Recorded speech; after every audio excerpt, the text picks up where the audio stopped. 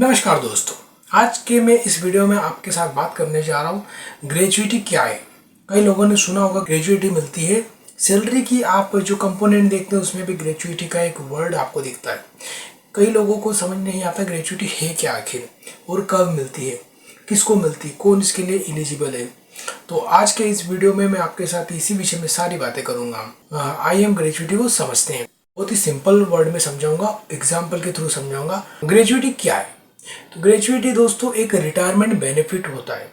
मतलब कोई अगर पर्सन किसी कंपनी में लंबे समय तक या किसी कंपनी या किसी ऑर्गेनाइजेशन में लंबे समय तक सर्विस दे रहा है, मतलब जॉब कर रहा है और वो उसी कंपनी में रिटायर्ड होता है, तो कंपनी उसे एक थैंक यू बोनस देती है। ये ग्रेजुइटी एक तरीके का थैंक यू बोनस ही होता है, जिसका कैलकुलेशन कैसे होता है, कितनी ग्रेजुइटी मिलती है वो भी मैं आपको बताऊंगा। तो ये जब एम्प्लॉय कंपनी छोड़ता है उस समय उसे मिलता है। तो आइए हम स्टेप बाय स्टेप इसे समझते हैं। तो सबसे पहले हम ये देखते हैं कि ग्रेजुइटी किसे मिल सकती है। आप ये तो समझ गए ग्रेजुइटी है क्या। ग्रेजुइटी एक तरीके का बोनस है जो रिटायरमेंट होने पर किसी एम्प्लॉय को मिलता है, बशर्ते उस एम्प्लॉय ने लंबे समय तक उस कंपनी में सर्विसेज दी हो। एक तरीके का बोनस कहलाता है। अब हम जानते हैं किसे ग्रेजुइटी मिल सकती है, कौन ग्रेजुइटी के लिए हकदार होगा। अगर किसी एम्प्लॉय ने किसी कंपनी में या किसी ऑर्गेनाइजेशन में लगातार 5 सालों तक काम किया है तो वो ग्रेजुइटी के लिए हकदार होता है। लेकिन 5 साल का नियम तब लागू नहीं होगा जब एम्प्लॉय किसी कारण से विकलांग हो गया हो या उसकी मृत्यु हो गई हो, तो ये 5 साल का नियम वहाँ पर लागू नहीं होगा। ग्रेजुइटी में कितना पैसा मिलेगा, तो मतलब यहाँ पर हमको समझना पड़ेगा ग्रेजुइटी का कैलकुलेशन कैसे होगा। तो ग्रेजुइटी कैलकुलेशन का एक फॉर्मूला होता है। जब आप वर्क कर रहे हैं तो अंतिम सैलरी मतलब लास्ट सैलरी, उस सैलरी में हम जितने साल उसने वर्क करा है उतने सालों का मल्टीप्लाई करेंगे उस सैलरी के अंदर और मल्टीप्लाई 15 करेंगे और इन सब के जो अमाउंट आएगी उसको हम 26 से डिवाइड कर देंगे।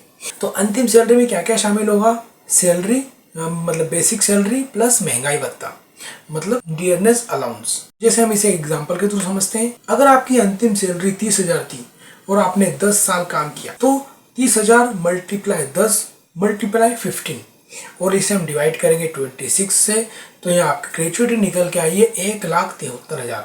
मतलब जब आप रिटायरमेंट होंगे तो आपको 1,73,000 रुपये की ग्रेजुइटी की अमाउंट मिलेगी। अब अगला पॉइंट है ग्रेजुइटी कब मिलती है।